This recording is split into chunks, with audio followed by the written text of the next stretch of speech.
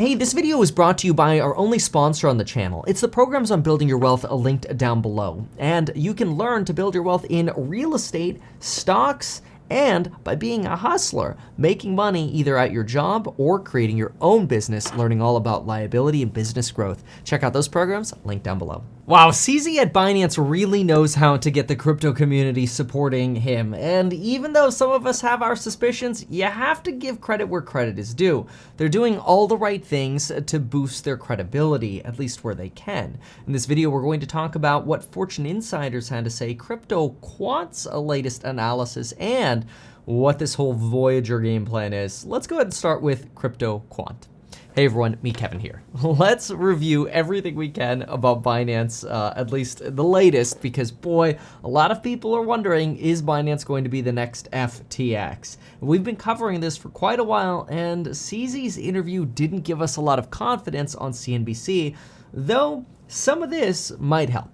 CryptoQuant, who was a critic of the FTX blockchain behavior, specifically around FTT token, has recently come out to conclude that Binance's reserves are, quote, not showing FTX-like behavior at this point, and they found that Binance's BTC on-chain liabilities very closely resemble what they actually hold on chain. Now, this is actually very good.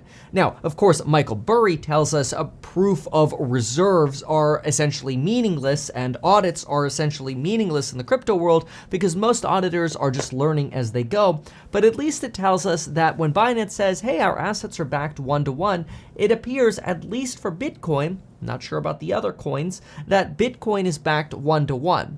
Now, there is, though, a risk that the entire corporate structure of Binance could be pledging the value of Binance for loans so that way they can make other investments and potentially expand their business.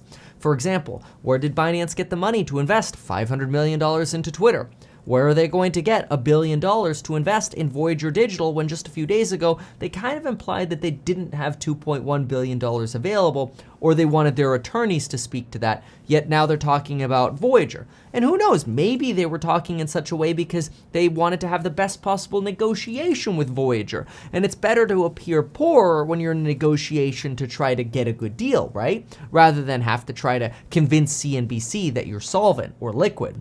Well, this from CryptoQuant does seem to be at least a boost to Binance's credibility, assuming, of course, there's no connection between the owners of CryptoQuant and Binance. Remember, CryptoQuant did previously red flag FTX, and they are not red flagging Binance. But then again, we can never be so sure about the connections between all of the folks in crypto, and we should always be skeptical of everyone and everything that we hear. So remember, and I want to be very clear about that, when a corporation can say something like, hey, look, we have all of our assets backed 1-to-1.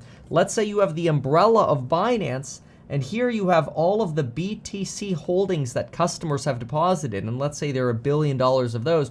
Maybe it is true that you do have $1 billion worth of BTC on hand, but what if you've now gone ahead and pledged $500 million against the value of Binance in its entirety? So that way somebody else lends you 500 mil so you can go invest in Twitter. And then you get another 500 mil to invest over here, or $1 billion to invest over here and over here and over here. And if some of those bets start going bust and start margin calling Binance, that's where the question comes up. Is Binance potentially ever going to have to liquidate something like the BNB token? Now, the Binance token is one that Binance says is really decentralized and people shouldn't have these concerns. Although that doesn't really hold perfectly true, because when in October they were hacked for $570 million, Binance was really quick to pause on-chain activities for BNB. Binance is obviously under multiple investigations, but not just the Department of Justice, but by other departments as well. So there are a lot of questions here that if BNB ever went down, you could see a similar kind of collapse that you saw at FTT, except BNB going down could also bring up good old Tether FUD again and could take Tether down by depegging Tether, as BNB might have to sell a lot of their Tether assets. Now, a lot of that just FUD, Understandably so. CZ says we're going through a stress test right now, and maybe it's nothing to be concerned about. After all, this crypto quant argument is nice, but it still doesn't give us transparency about all of the liabilities that are held by Binance. And that's something that CZ says they're working on auditing, but they haven't revealed just yet.